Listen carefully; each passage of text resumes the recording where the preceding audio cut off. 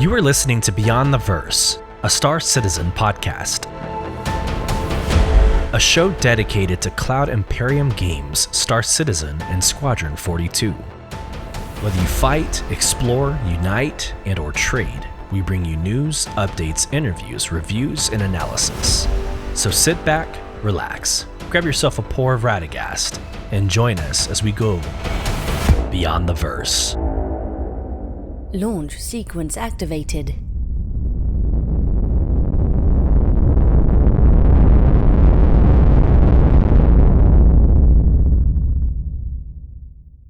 Hello, friends, and welcome to another episode of Beyond the Verse Star Citizen podcast. I'm your host, Sulyce, and welcome to episode 48 that I probably should have called the Idris, but I used that for episode 47. So there was a lot of ups and downs last week, really 2 weeks ago, about the Idris coming out, where there was Xeno threats. Check out last week's episode if you want all of that information and that drama. But I called it the Idris because of all the speculation and the Twitch drops that CIG posted. Lo and behold, this week was the Inside Star Citizen interior walkthrough with the Idris. So I'm calling this week Community for very important reasons. Let's just actually start there. Let's start with the agenda items.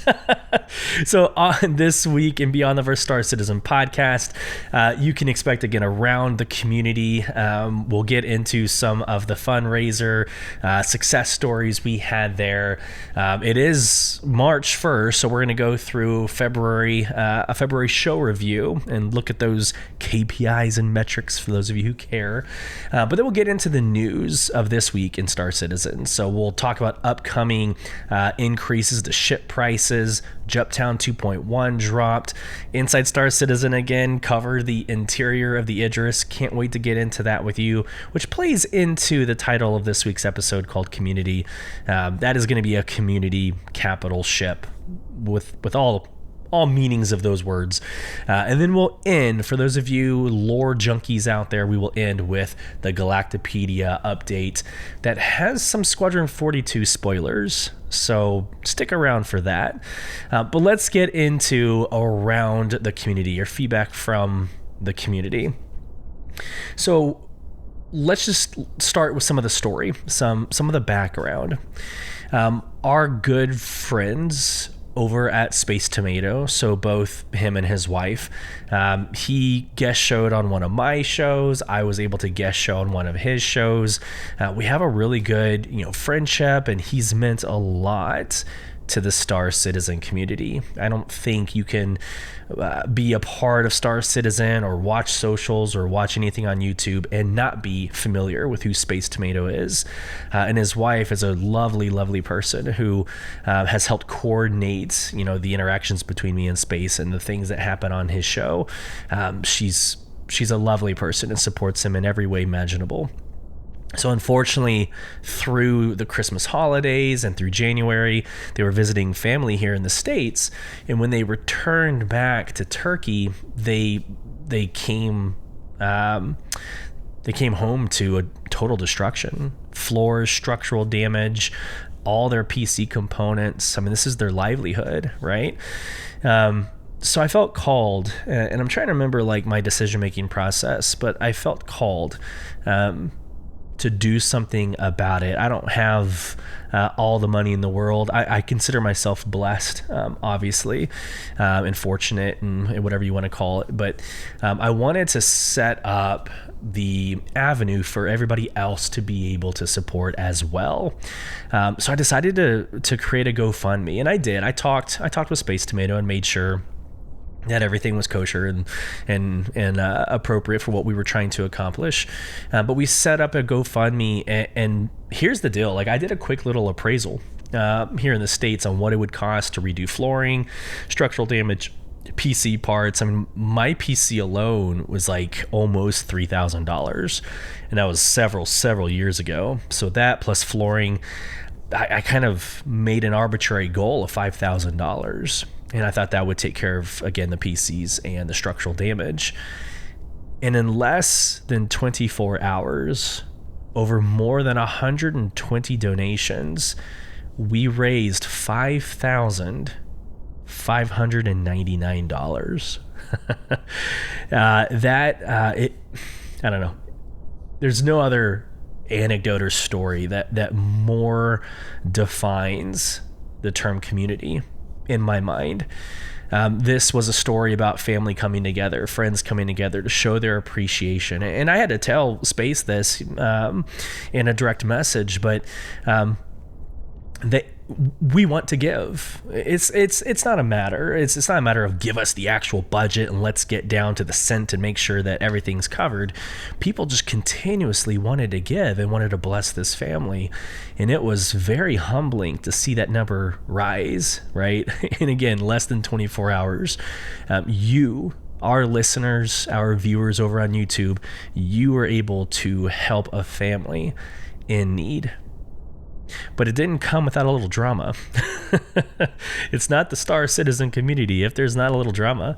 For the most part, 99.9% of this is a phenomenal story. It's a phenomenal story. A lot of uplifting, great anecdotes. Go check out our social media. Go check out Space Tomato social media. It's great. But you had like one person.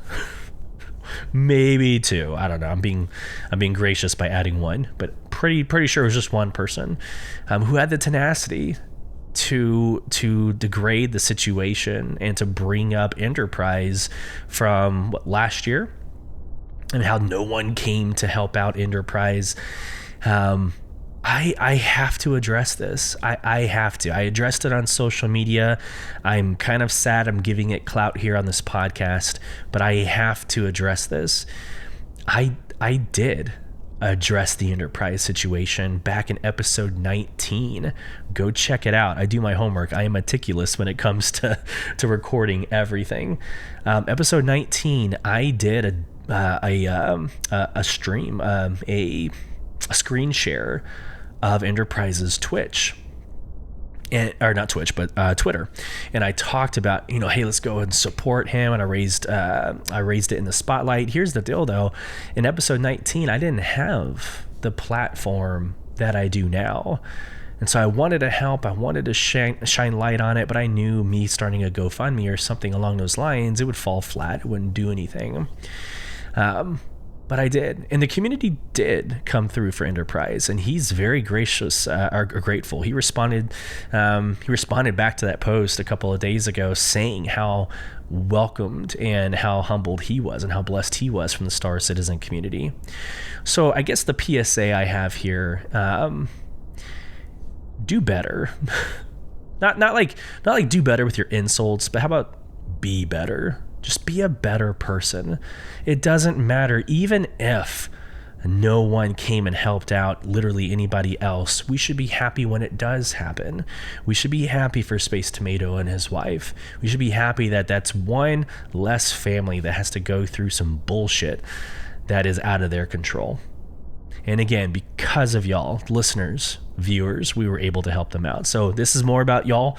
I set, the ship in motion, but y'all were the ocean that kept it afloat, right? There's that for an analogy. Y'all did it. You did it. So thank you so much. Along those same lines, it is March 1st. And so I do want to, and I do this every episode or every month, but I want to give a status of our show. So first off, the numbers are staggering for me. We're still not at a year old. We're in the month of our anniversary. So March 19th is the anniversary of Beyond the Verse podcast. But up to this point, 11 months into the show, 47 episodes, 9 bonus episodes, and you're looking at it right now on YouTube. You're looking at our performance. And again, I do this, just a reminder, I do this not for clout. For no real business reason. I'm not trying to make thousands and hundreds of thousands of dollars doing my podcast. I do it for the passion, for the love of creating content. But I do this as a celebration for you, as a celebration for the community. You are these numbers, not me. Again, I'm the platform. I talk into a microphone and it sounds cool. You are the listeners that take this out into your communities and spread the word. So on podcast, we're at 16.3 thousand plays. And it's gotten to the point now where I can't even fathom. I don't even know what that looks like. I can't even imagine like a stadium or or something with 16.3 thousand people in there just listening. 16.3 thousand plays, and that's lifetime. In the month of February, we had 23.9 thousand impressions across 56 countries. Again, I can look at a globe and say, all right, 56 countries covers, this much of the globe, but that's a incredible number of you that are listening to the show. 56 countries and across 7 platforms. And that's just the podcast. Let's get into YouTube. We hit 500 subscribers yesterday. So literally February 29th on the leap day of the year, 500 subscribers. And for the lifetime of YouTube, 439.5 thousand impressions, 33.3 thousand views, 1.6 thousand watch hours, and over 24 countries.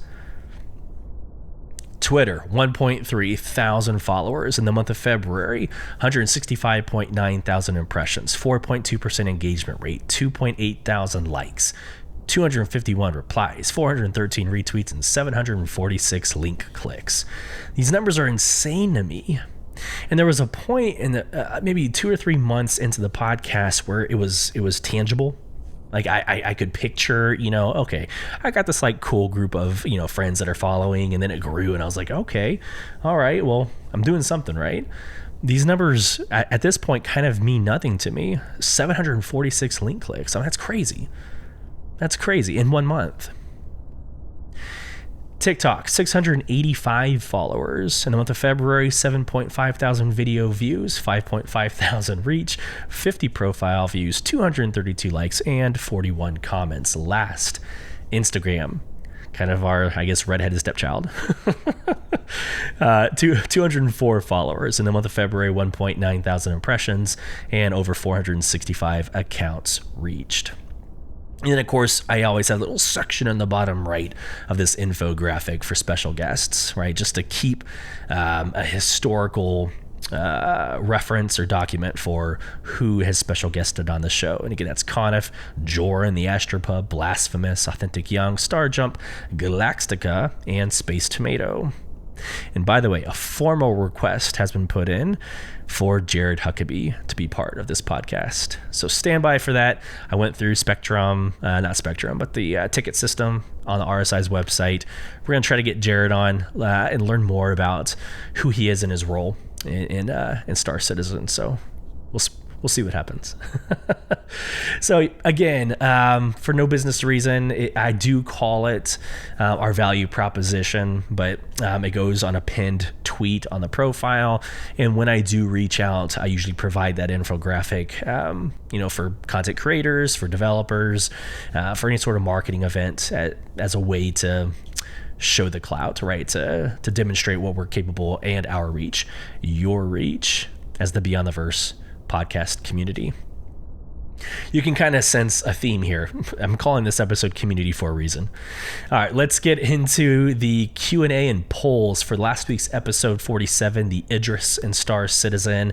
I asked you, the listener, how do you feel about the Capture the Idris event to include the video contest? Drama. All right.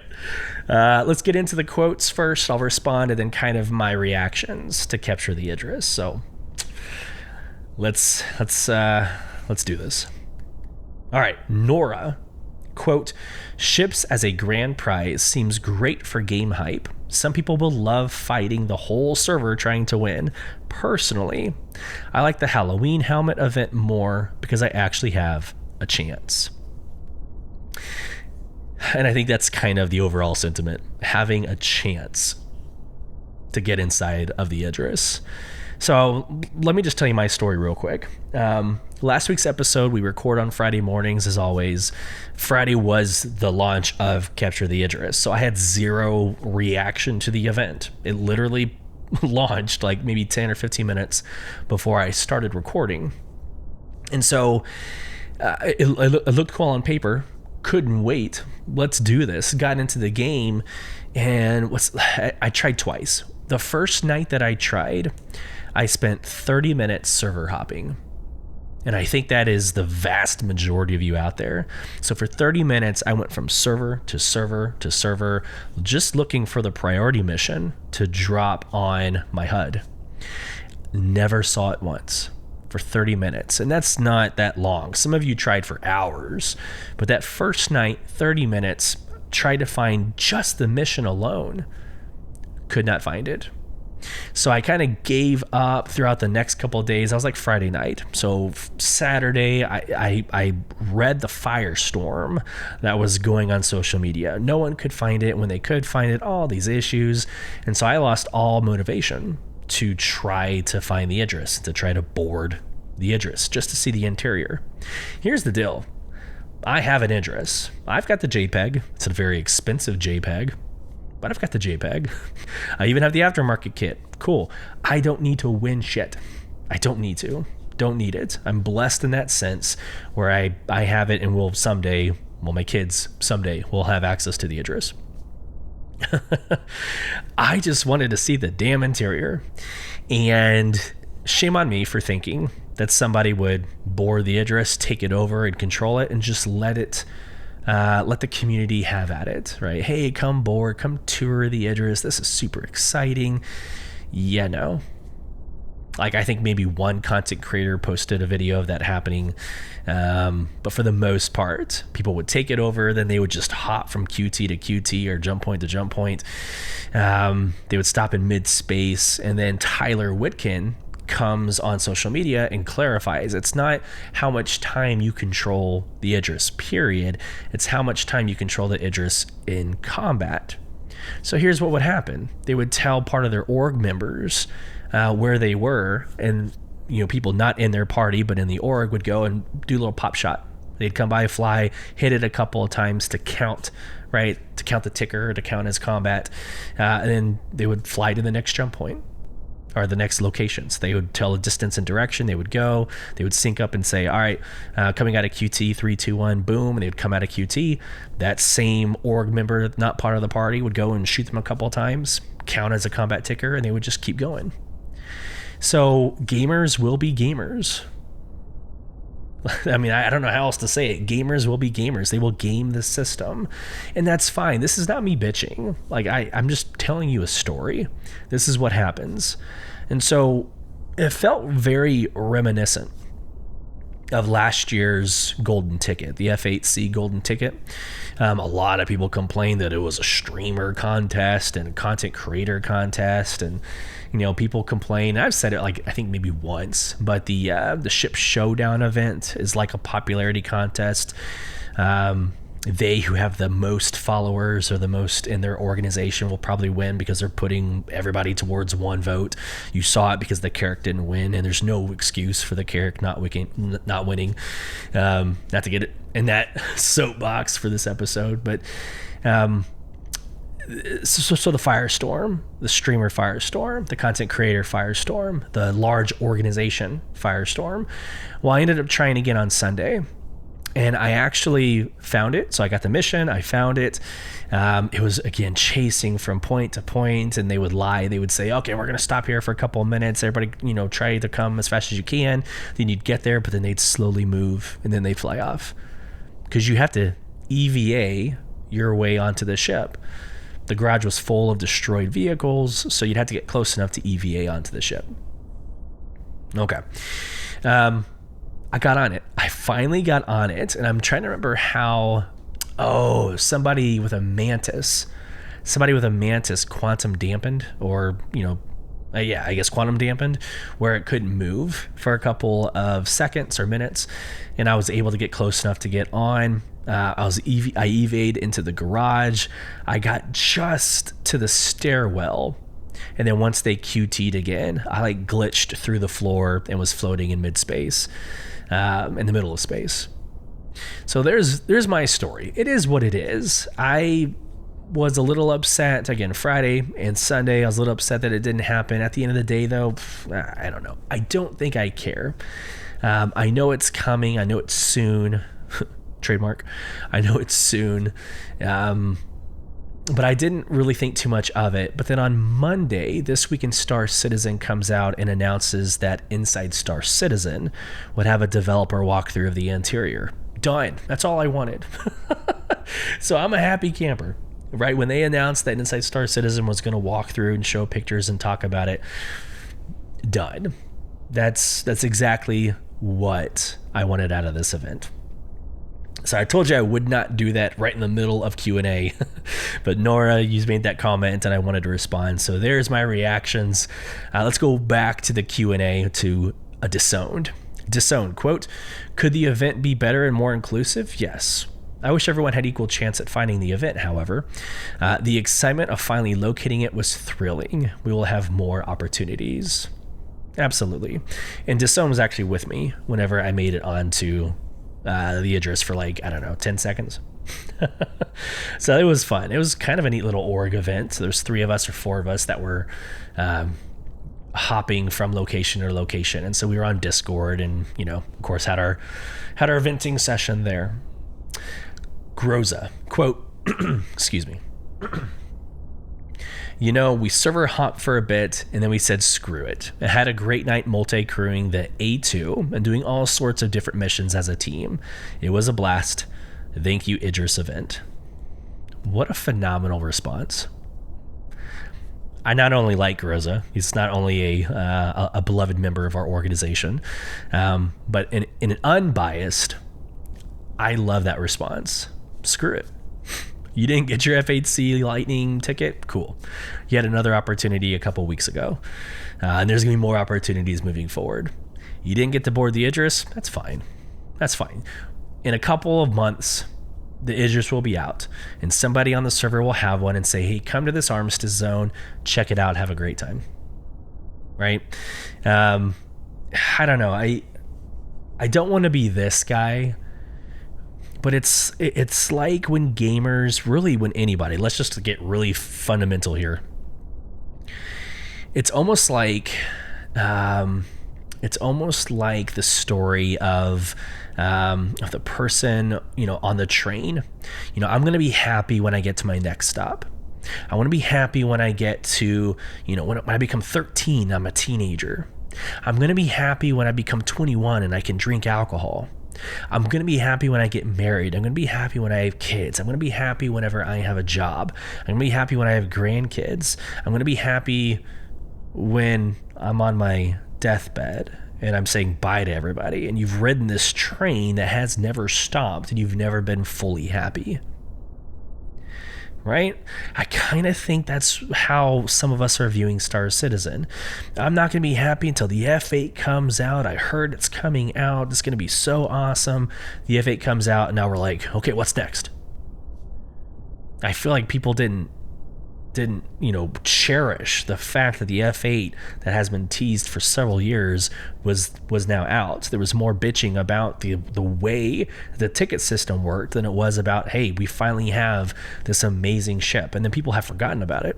They're like, okay, back to business as usual. Once they launch the Idris, it's over.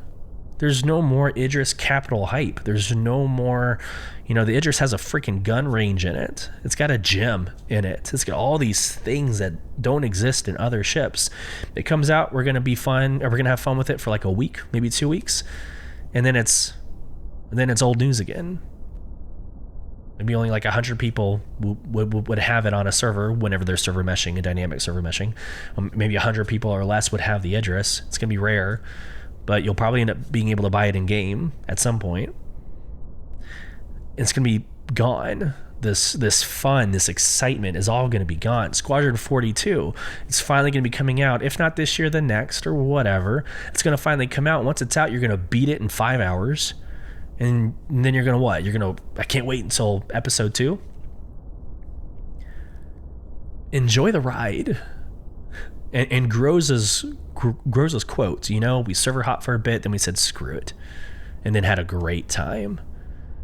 That is how you should be approaching Star Citizen and really life in general, but back to gaming. That's how you should be enjoying Star Citizen, because once it is released, once Pyro's here, once it's all live, it's just another game. Last quote, Dakota Riley, quote, frustrated and disappointed. Yes, the concept of the event was amazing, but the ship wasn't spawning much. And when you did get a server with one, people in control kept jumping for hours or it got rammed. Yeah, and I think, again, the title of this episode is Community. There are some toxic people in the community. I know of a lot of situations where people would ask the community to come on board, right? And then as a pilot, they would self-destruct.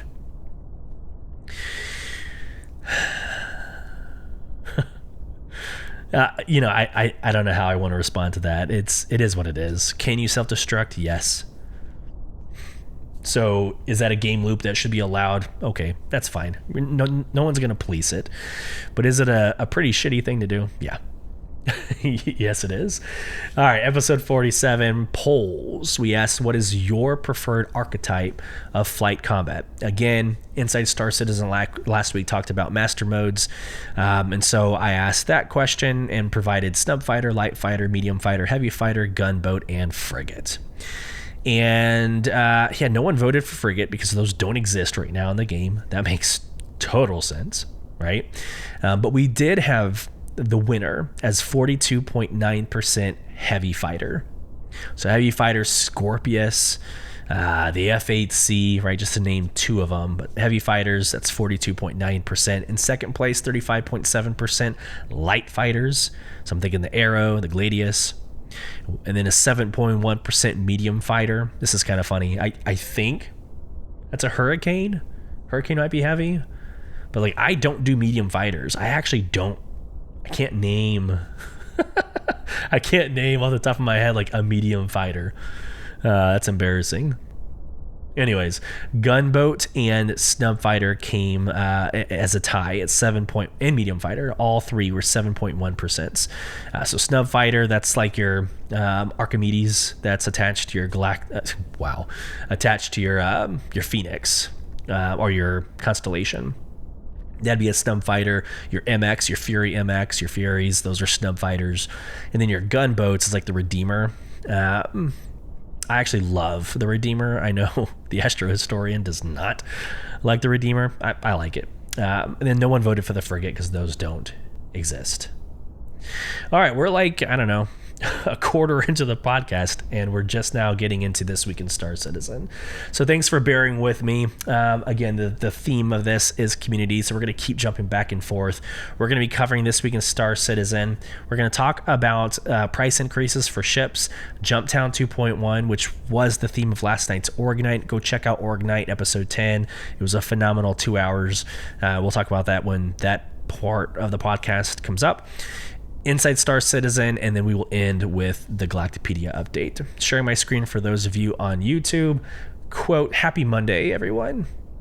We hope you had a stellar weekend in the verse. Our Capture the Idris event continues through February 27th. It's over with at this point. So there's still some time left to take control of the behemoth yourself. We've had a blast, no pun intended, watching many of you take the wheel and fend off waves of other players looking to board. From screenshots, videos, and all of the valuable feedback presented, we've thoroughly enjoyed soaking it all in and already have ideas on how we'll improve and expand future events. Is Jumptown safe?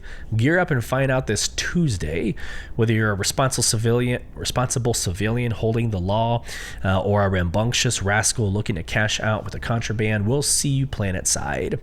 As we march on towards Alpha 323, last week, we took a look at some of the features and changes that will be introduced in this update. Inside Star Citizen explored master modes and how the upcoming changes will transform combat, and we followed up with the developers creating the distribution centers, who answered the community's questions on Star Citizen Live.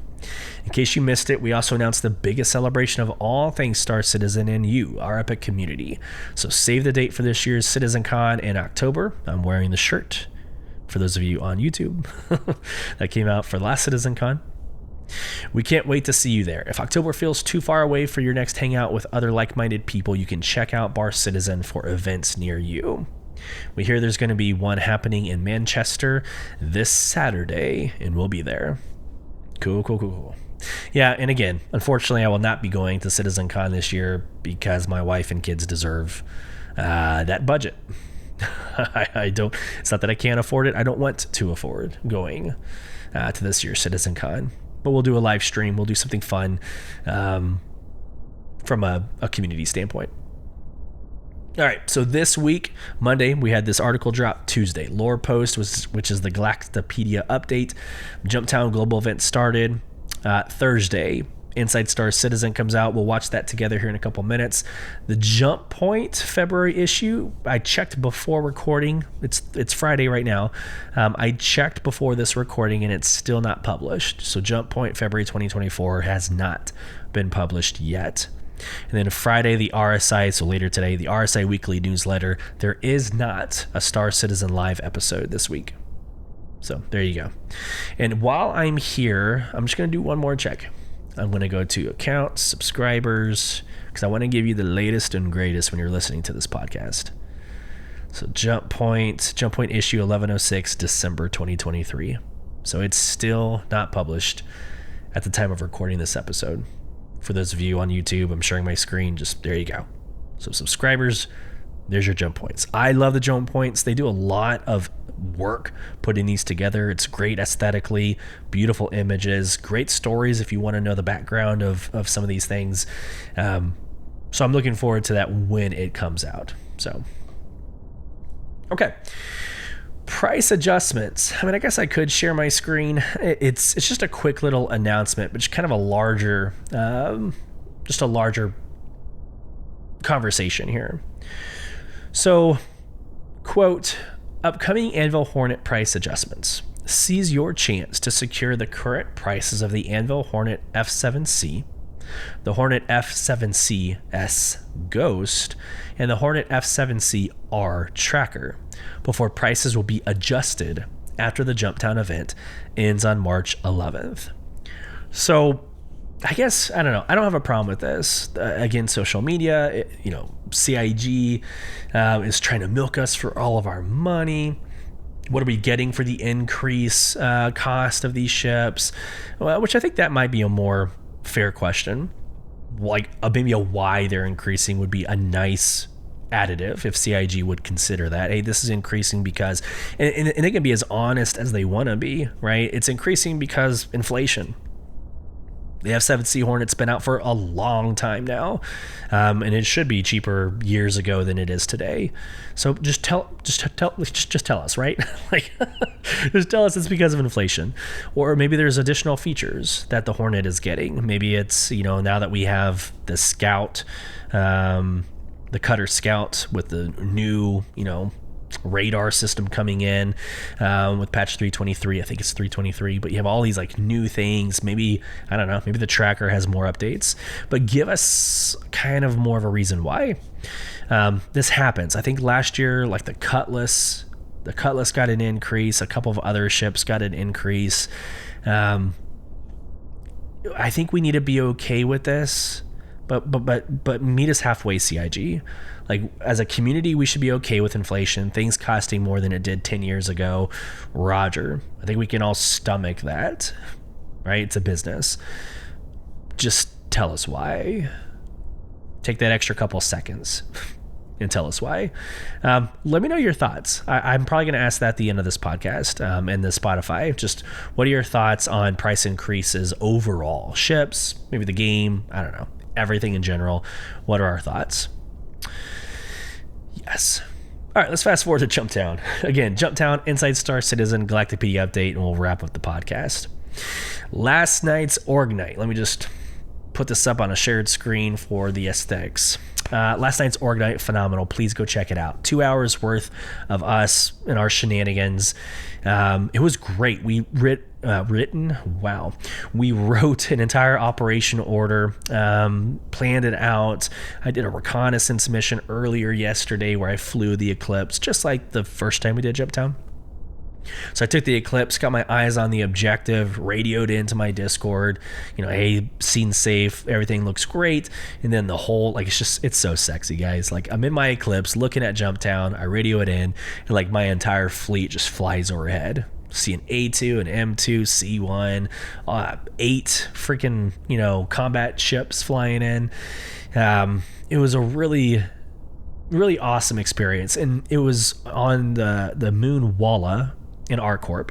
So the Moon Walla on Paradise Cove in the middle of nowhere, out in the open, right? So there was no cover and concealment, which meant amazing screenshots, great visibility. And that's what it ended up being for 2 hours. We rotated in and out. We ran maze into ships. We took them to Bikini Point. We did come in contact with 2 enemy. And here's the deal. Here's my concept, right? If we arrive onto Jumptown and you're already there, you're dead.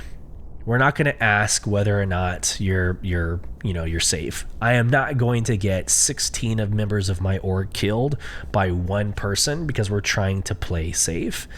Right? We know we're going to be there for 2 hours. We know we're going to hold the fort down.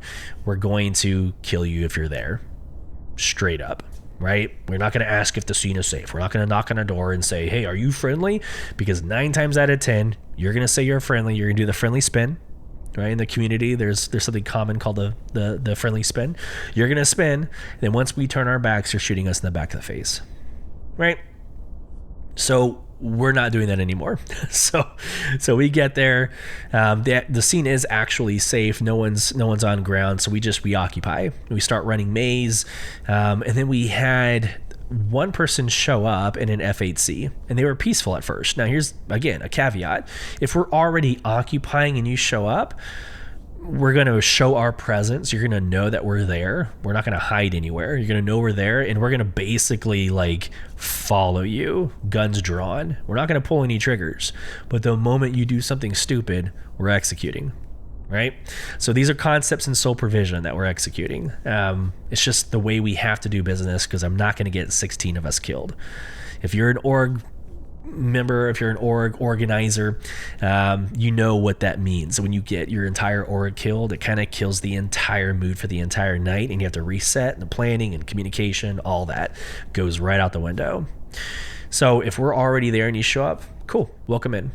But we're going to follow you. And that's what we did. For the first person, they jumped in, they were following around, but then they all right. They drew their rifle and they pointed it at one of our org members.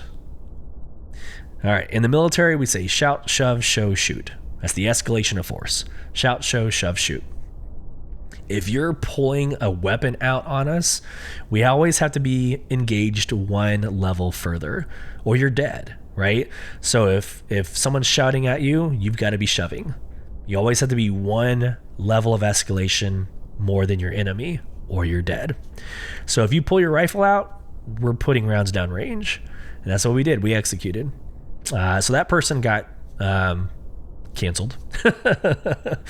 Then the second time, very similar situation. Somebody shows up in F8C. We're like, hey, that's interesting.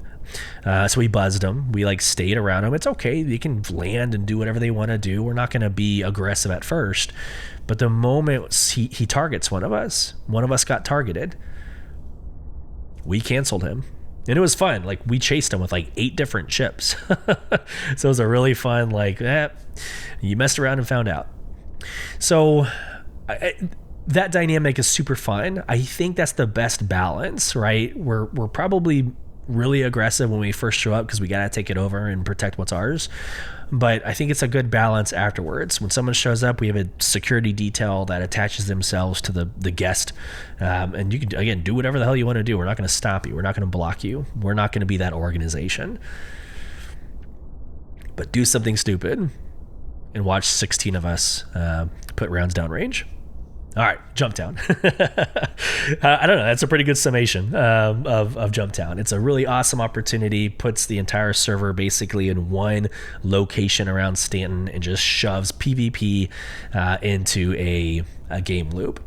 So this happens so frequently, I don't think I need to go line by line and get into what it is or how it is or who it is. I could just tell you that That was the first time of me doing it on Walla at Paradise Cove, and it was amazing. It was beautiful, great screenshots, awesome. Let's talk about the dates real quick. It started again February 27th. It ends March 11th, and the locations run approximately 15 hours. So, quote, each time listed represents a location change, and each location runs approximately 15 hours. And the location switches every morning at 8 a.m. Pacific or 10 a.m. Central, U.S. Central. And like with every other Jumptown event, it comes with 19 vehicles on the pledge store. Let's just go through them real quick. The A1 Spirit, the A2 Hercules, the Ballista, the C1 Spirit, C2 Hercules, C8R Pisces, which is the medical version, Centurion, the Corsair, the Cutlass Black, which is probably the only Drake I like, Eclipse. The Eclipse is sweet for reconnaissance.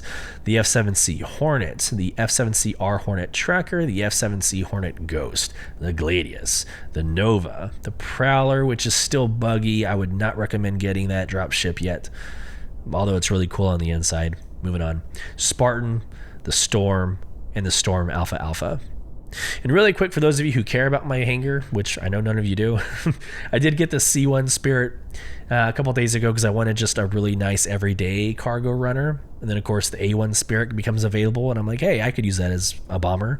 But then I do this every time. I upgrade to the bomber, and I'm like, how often am I going to be bombing something? But I lost all of the cargo that came with the C1. So then I melted it.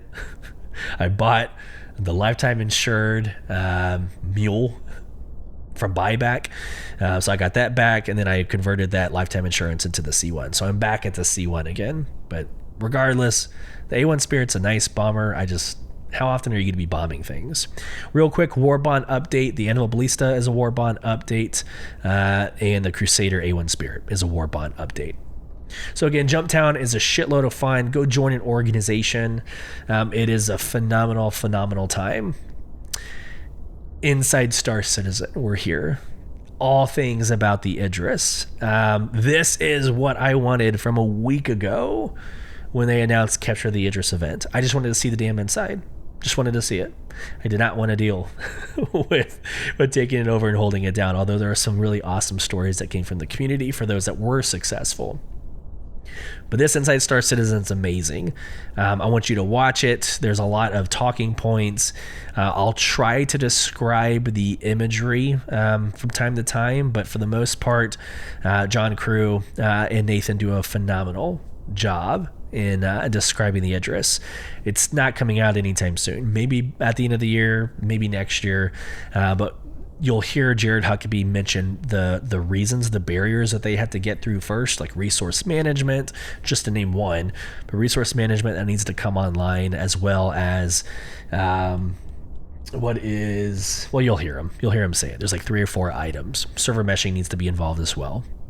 This is also a capital ship that involves like 80, you know what? I think it's like an 80-person ship. I'm just going to go in here. Ships. This is one of Idris. So this is the 28. I think the Javelin's the 80-person. But the Idris, the max crew is 28 people. 28 people. Well, that's a quarter of the servers right now. So you're going to need server meshing, right? So anywho, let's share my screen. Just quoting from Inside Star Citizen, what is the current state of the Aegis Idris? Join us today for a special director's commentary as we explore the progress on this capital ship from interior to exterior and beyond. Let's get into it. Last week was our inaugural Idris Wargames test, and while that completed earlier this week with many lessons learned, and the ship itself is still awaiting important resource management, maelstrom, multi-crew gameplay work, and more before it'll arrive permanently in the persisting universe, we here at ISC still jumped at the chance to showcase the current artistic progress of the vehicle inside and out, as well as to enlist a few of our oldest friends in providing a sort of director's commentary to the proceedings. Here's how it went. Just look at the camera. So, hi, I'm John Crew. I'm Nick Dewsley, part of the art director of 2042 era. Your new title. I don't even know what I am anymore. Should I say that? Should I say that? That'd be good. Yeah? Yeah. Hi, I'm Nate. I've not got a clue what I am anymore. He's the one. That'll go down well. The one beef of the Should we week. do that? Yeah. get it Some in early. days I'm this, other days I'm that. What do you want to be today, Nick? I don't know what I want to be today. What should I be today? Yeah, I was the art director for the thing. There you go. Do you want me to go first? You can be my bloody guest, mate. Okay. Hi, my name's John Crew. I'm the vehicle art director. Hi, my name's Nate. I was the vehicle art director. We've been asked today to give you a little director's commentary over the Idris that you will have seen in the PU being fought over recently.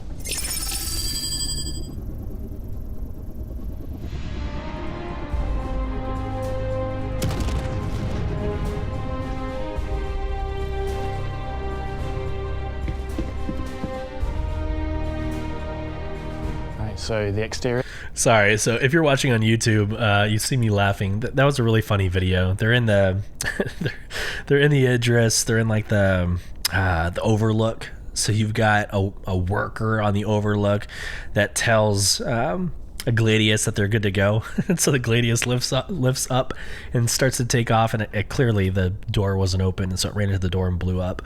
Then you saw him like freak out and run away. I don't know. I one of the reasons why I love Inside Star Citizen so much is because of the quirky kind of fun that they have in the production value for it. So I don't know. For those of you on podcast, it's a little bit easier to explain than get why you hear all the laughing and blowing up in the background. So here we go. Back to the video.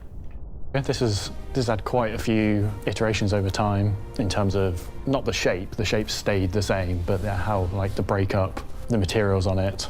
Yeah, the engine the thrusters of... Yeah, the shapes remain pretty true. We did make amendments to the exterior to fit the interior in because the number of spaces that we needed for Squadron sort of slowly increased. So it's a very tightly packed capital ship. If you look at the original concept, it was quite a thin ship as well. Yeah. It just couldn't fit everything in it. I think my favourite feature from the original one was the hilarious flight of stairs that came down in the middle of the flight deck. Yeah, I think that was my first fix.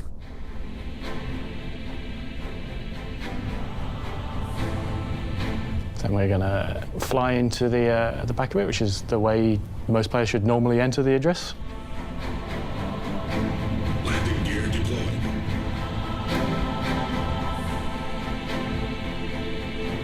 Landing complete. You can go in the front, but that'll be a bit... It's getting dark now, John. So there we got...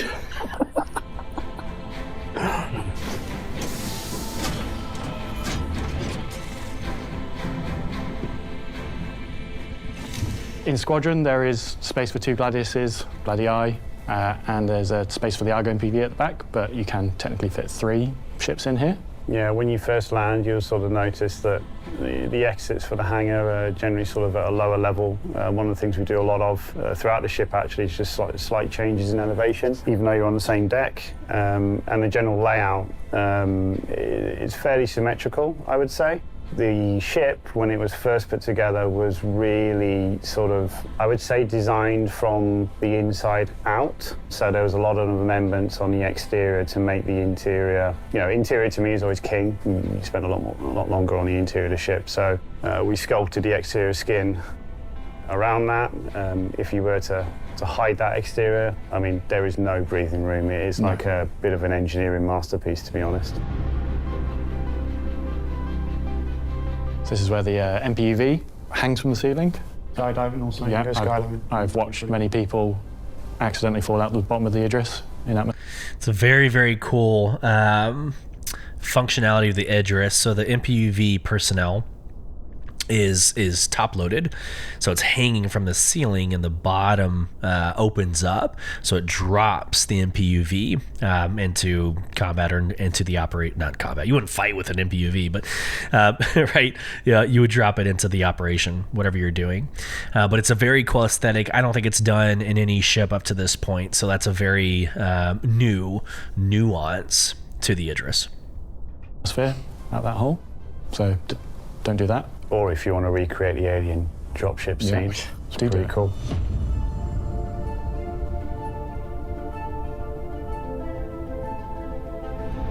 The gravity room was originally upstairs. We had to shift things around through the process again, taking inspiration from real-world scientific areas. That whole room actually closes into its own cylinder. You have to sort of open the door to sort of get in, and you can close it behind you. It's quite a trip. And for all intents and purposes, unless you're going to your bunk or you're going to very specific areas like the briefing room or the gravity room, which you've just seen there are no dead ends. It was put together when I was on the ship and originally sort of designed it. It was very much sort of focused around multiplayer combat at the time, and a good multiplayer map is you've always got options. You've always got at least 2 options at every corridor, every room. You're constantly flowing around it. No dead end. So as you can see. I actually had a bug this morning come through about the writing on the wall being shorthand. Oh dear. So it's spelt incorrectly. Oh. I was like, no, it's not. It's an intentional choice. Yeah. So we've got the ATC room, which overlooks the hangar, which is obviously very useful for being an ATC. We'll come back later to the other side to see what's in there. There's a lot of decks to the Idris. Yeah. There's the subdeck in the Argo, which you'd have seen, or the utility vehicle, I should call it. You've got your main deck. This is the sort of the main symmetrical area, and then through the heart, I would say the center of that sort of floor plan is all of the, I would say, business side of the room. So obviously you've got your mess hall here. It's a chow line. So I will say this, I am not taking away from the Idris at all whatsoever. But if you've ever been inside of an Aegis Hammerhead, there's a lot of like design language emulation. So I don't know. You'll see like the living quarters, the mess hall that you're looking at right now. It's very reminiscent of the Hammerhead, which is probably why I love the Hammerhead so much. I love being in it because it feels like a military vessel. So if you have that experience in the Hammerhead, that's basically what we're seeing, just at a larger scale here in the Idris. Don't talk about the chat line. It's, I hear roast lamb is still on special. Yeah. That's an inside joke, by the way. Sleeping quarters. This is for your general crew for the ship. The bunks have shutters on them for a bit more privacy. With inbuilt home entertainment system. So this is 2 mirrored, I guess, solo cabins. The pilots get their own little area at the end. Which are about to get a little bit bigger, but you didn't hear that from me. So the version that you're seeing here is taken from a point in time on Squadron recently, but there are lots of little tweaks that we'll talk about in the future to deliver more of the Idris. One of them, the missile room, is a big one that's still to come that is not available here at this time. But there's, like Nate said, lots of other little tweaks as we get closer to shipping Squadron that we'll be making. Again, inspirations with regards to archetype for Aegis. You can see there's a strong inspiration from some of my favourite 1980s movies through here. I like to see material breakup, introduce textures, leather where we can do to make it feel a bit softer and more inviting, as a good habitational area should be. And it's different for different ships, right? But when you're designing a capital ship, it kind of needs to tick all of the boxes. From a putting the ship together point of view, everything is modular. So you'll notice probably in the PU now, a lot of these elements are reused in some of the Aegis ships, simply because, we try and put the ships together in a modular fashion. And the bigger the ship gets, the more modular it needs to be. You really want to avoid doing too much unique stuff because it will hammer your video memory. Because this was I would say it's the first capital ship we've done. It is the first, isn't it? Yeah, and it was really sort of, genesis of, this was put into production actually around the same time as the Retaliator, many years ago. And it was at that time that we started to establish, a really good understanding of how we want habitational areas to feel and look, feeling being a prominent feature. Engineering, again, completely different. You got the technology side of it and the medical side of it. So they became the sort of like 4 style guides, I would say, that became the springboard for a lot of the other ships to sort of follow on from. Yeah, you see a lot of similar stuff in the Hammerhead, which actually uses a lot of the Idris kit as well. Different areas have their different technical feeling. You'll notice here when you come in through the centre of the med bay, for example, There are very, very, very little right angles. When you look at the floor plan, for example, it generally dollies off at 45-degree angles or 60-degree angles. I don't like right angles in floor plans. Things need to flow. As you can see there, you're going to get a right angle when you come out of a door. There's not much you can do about that. But yeah, and it's all interweaved. You'll notice there's lots of windows that look outside. There's lots of windows that look back into the hangar. So we're not doing any cheating. Escape pods here. Yeah, right at the front of the ship now. So this is the manned turret at the front, the big one up top. And then lots of escape pods here for everyone that's in the sort of upper front half if things go sideways and you need to get off the ship. Going back down the starboard side, have to do the bath sim head of port and starboard. Yeah, interesting you mentioned that, John, because navigation has been a little bit of an issue. So these corridors that you're running around at the moment, they're going to have a lot more of an injection of colour in the future. So you'll have a much better understanding of whether you're going forwards or backwards or whether you're on the left or the right. Worth noting as well, like all the spaces that you're seeing are completely undressed. There are, tens of thousands of entities that end up on top of what you're seeing for Squadron because it needs to feel more lived in, it needs to tell that story. So it's kind of bare bones seeing it this way, which is kind of strange for me at the moment. Yeah, it was very strange when we were getting this ready for the PU to take off all those layers and sort of see it in a state that we've not seen. Plus also we're not seeing it with NPCs. Yeah. When you see this with NPCs and people walking around carrying out their duties, engineers doing their things at panels or whatnot, it feels lived in, it feels alive. But hopefully when it goes into the PU, there'll be plenty of people running around anyway, which will make it feel very similar for you guys. Hamster balls. You want to get buff? Go to the gym. I don't know what we had there originally opposite the ATC. Was it? It was the pilot? It was the pilot ready area, but we moved the pilot ready area down to the same level as the hangar so you can get your gear, scramble out as quickly as possible rather than getting your gear, run down a flight of stairs, falling down 2 flights of stairs, and then sort of hobbling into your ship with a broken ankle. Then going further back, we're sort of halfway, 3/4 of the way back. Yeah, you got your sort of, I think, the crossover point here. Yeah, you got 2 crossover points on the hangar. Now you're going to sort of come through. And this is where a lot of the asymmetry comes in, although the footprint is sort of similar. You'll come through. On one side, you've got Brig, which is where all the naughty people go, and we have a lot of naughty people in the game. There's a security office in there, and on the opposite side of that is, basically the opposite side of the ship, is the armory, which you'll see in a little bit. Big escape pods, so big shared ones rather than individual pods. You might have seen, as we've gone around, some big red signposted rooms. They, I believe, have EVA airlocks in them as well as sort of maintenance storage areas, so all signposted so you know in a hurry where to go. Then the main briefing room. Main briefing room, again, integral to Squadron. This is where you're going to get your mission briefings and so on. That is so badass. Not to mention like the RP flavor and everything else that comes with that. During Invictus launch week, they give you the Javelin, the Warhammer, to tour. And so when it's at your orbital station and it's docked, you're able to go on and see it. They have, and again, the Javelin is infinitely bigger than the Idris, but the Javelin has a briefing room that you can go into and see. So Invictus launch week, go check it out. You can kind of get an idea of what they're talking about here. But I love the concept, like, again, role-playing aspect of the Idris is going to be phenomenal. Again, when you're looking at this through the lens of community, this is a community capital ship. All capital ships will probably be community.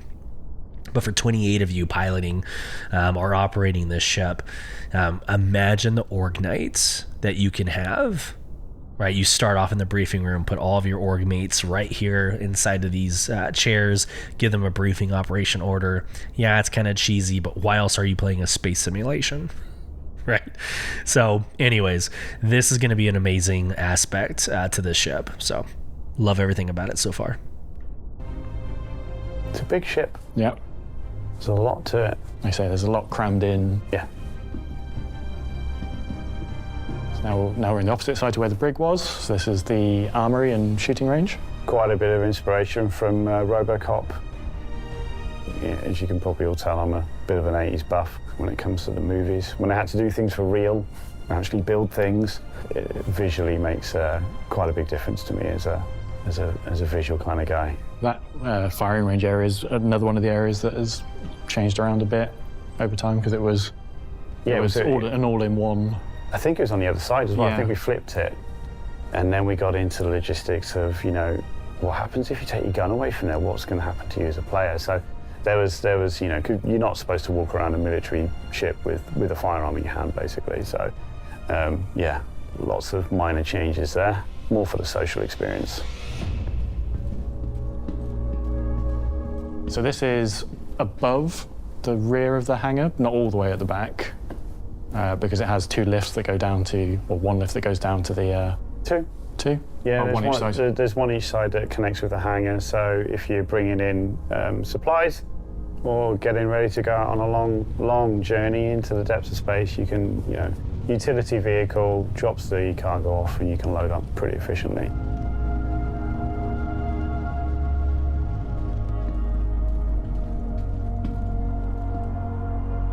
Decontamination area before you get into what would be the engine room. And that's entirely new. Decontamination before engine room.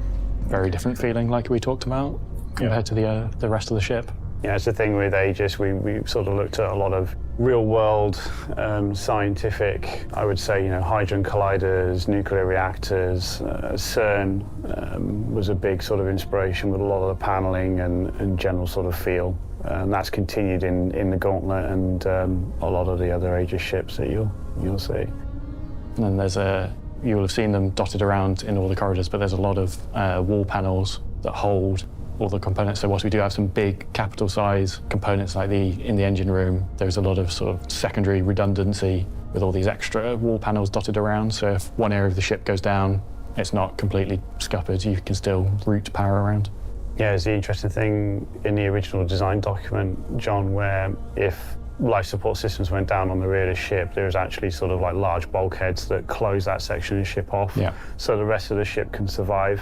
So again, you know, thinking about sort of multiplayer aspect, if you were to try and ambush one of these things, I think there's going to be quite a lot of fun to be had. Yeah, those bulkheads, I think you probably will have seen some of them in the corridors, as we watch big yellowy orange. Yellowy orange, okay.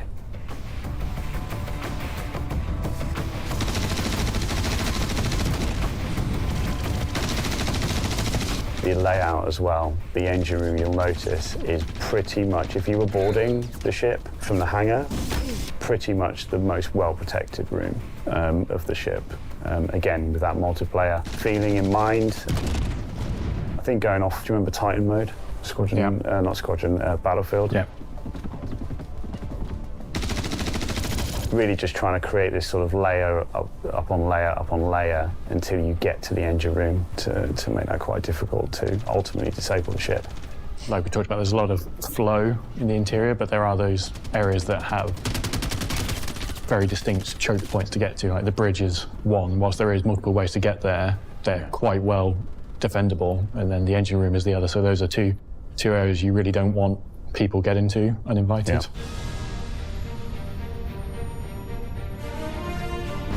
There's a few ways you can go up to the bridge. There's obviously this lift, but there is also a set of staircases either side. So you have these sort of tactical stations at the back, flanking each side, down on a lower level from the main bridge area. I think I would say most proud of on the bridge. There's been a lot of rework done, but you'll notice here the view out. It's pretty spectacular. Removed what would be so beautiful the cross frame, which went across the front of the ship, so you got completely unobstructed views out to space. But it still feels chunky and weighty, which it needs to, which is a success. Yeah, that bridge is phenomenal. So that was a little bit of a director's commentary on the Idris, which hopefully you'll have seen and experienced as part of the event that's been going on in the Persistent Universe recently. And as great as the ship looks in the video and the events, there's still quite a bit of work to do before we can give it to players to have for real. Things like resource network, multi-crew gameplay, all these things that make it an actual living, breathing capital ship that you want to run and own. That's pretty much it for now. Yeah, to echo what John said, I hope you enjoyed what you saw. Still a ways to go with regards to sort of delivering, the ship as a whole for the PU. But I just want to give a shout out to all the teams that have been involved in working on it. I mean, the list is endless. Artists, designers, concept artists, lighting crew, social design, level design. I mean, it's huge. There is literally hundreds of people involved in delivering such an asset to yourselves, and we really hope with the limited time that you get it, that you really enjoy it. Yeah, I'd be surprised if there's people at the company that haven't touched it in some way or form over the years. It's such a big part of the experience. So what we learned this week? Well, we learned that the Idris is a delight to behold inside and out, that it's benefited and continues to do so from years of iteration in Squadron 42, that there's still lots to be done beyond the currently fantastic art to bring the gameplay to it that it and its owners deserve, and that when all that is said and done, this is going to be one heck of an addition to the persistent universe. For Inside Jared Huckabee. Wow. Oh no! Is Idris the ship you've been looking for?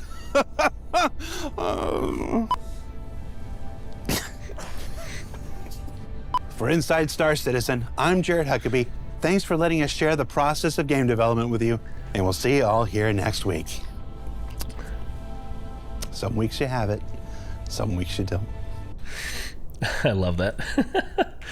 Jared, get on the show, man. I'd love to have a conversation with you. So you've heard me talk about it with Space Tomato. You've heard it several times on this podcast, and I'll say it again. I truly think we are very close to Squadron 42. The Idris is the ship that basically Squadron 42 runs off of. You heard it. You're going to get your mission briefings in that one room, and it's outfitted, and you're going to be living and breathing in it. In Squadron 42. Like, why else would you push this event and all the things Idris in Q1 of this year if it wasn't the theme of CitizenCon this year as a launch party for Squadron 42? I'm more than likely wrong. I'm like 99% sure I'm wrong, but man, it is not so absurd to consider. All right, we got some work to do with the Galactapedia update. I'm kind of second guessing whether or not to read every single article. I usually try to, or we postpone these to the next episode. But let me just share my screen real quick. This is the Galactapedia update. Again, like always, it's the one full-length article and I think 20 short articles. The full-length article is about the Kingship. We're absolutely going to be reading that right now. But as far as the short articles go, let's just actually talk through them real quick. The Kin system, so it goes through all the moons and belt alphas and all that. So the Kin system, the Yulin system, and then it gets into the two POCs.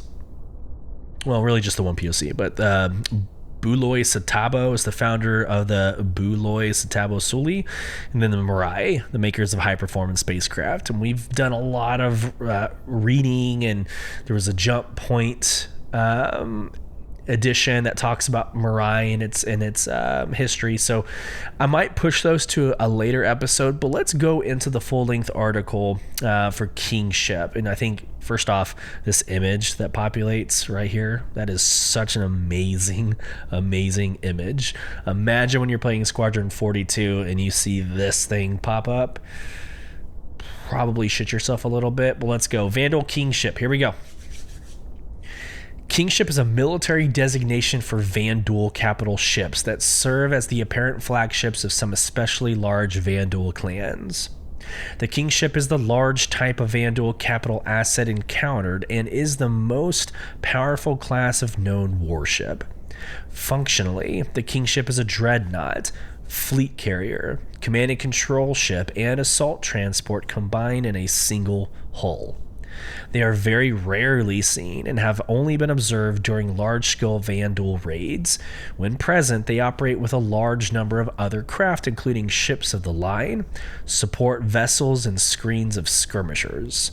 Xenoanthropologists believe that the possession of a kingship is a powerful symbol in Vandal martial culture, signifying a clan's power and strength. Construction.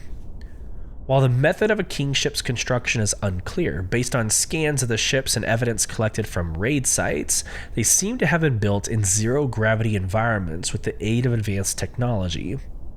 Kingship silhouettes can differ from clan to clan, suggesting that the ships are either custom-made or modified by the clan in possession of it.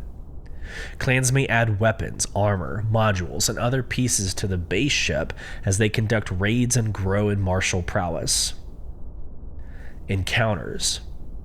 Kingships have likely been in service for centuries, though their discovery by the UEE is relatively recent. The UEE first encountered a kingship on 18 February 2712 during the Vandal invasion of the Orion system. The kingship in question surprised Orion's defenders and immediately turned the tide of the battle in favor of the Vandal, forcing the UEE Navy to retreat to the Tiber system. The Vandal did not continue their raid beyond Orion. Instead, the attacking clan kept the ship in question in orbit of the former human colony for over a year as it gathered resources. On 7 July 2884, a clan led by a kingship slipped past the Caliban system's sensor beacons and sparked the fall of Caliban, resulting in both the loss of the system and the 88th UEE Navy Logistics Support Squadron. The kingship re-entered Vandal space shortly after the end of the battle. In 2940, the UEE Navy severely damaged a kingship as part of Operation Unilateral Force, a covert military operation that intended to weaken a single Vandal clan and inspire infighting in the hope it would distract them from raiding human colonies. Though the overall operation failed to have the expected impact, the 78th Squadron succeeded in inflicting heavy damage on the kingship. A kingship did not appear in human space again until 5 October 2945 in the Battle of Vega II. The Navy's Second Fleet, led by Admiral Ernst Bishop, that name should be very familiar to y'all, engaged the kingship and remaining clan. After a fierce battle, the UEES Gauntlet charged the weakened kingship at ramming speed. Both the Gauntlet and the kingship were destroyed, marking the first time human forces have successfully downed a Vandal kingship. Impact. The sheer mass, firepower, and mystery surrounding kingships has made them an object of extreme interest in the UEE. Due to their presence at key Vandal invasions of human space, they have become symbolic of the extreme nature of the Vandal threat. Human politicians frequently cite the threat of kingships as justification for increased military spending.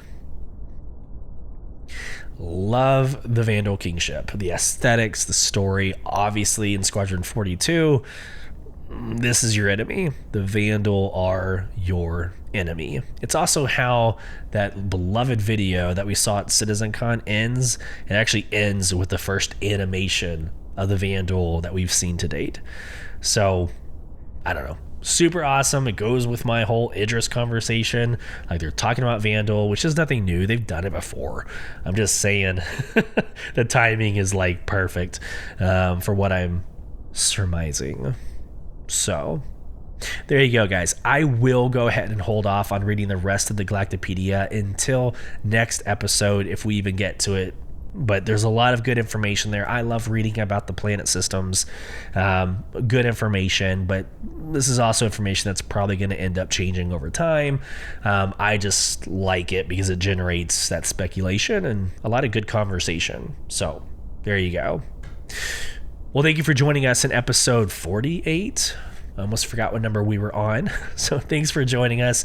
I hope this has found every single one of you well. If you want to become part of the conversation, you can email us at contact@beyondtheversehq.com or get involved in the Spotify Q&A and polls at the end of every episode. You can also get involved in the discussion by joining our socials, and that's every social media platform /BTV_cast. And you can watch this podcast on video replay over on YouTube at /@BTV_cast. Well, again, I hope this finds you well. Safe travels as you traverse beyond the verse. Take care, everybody.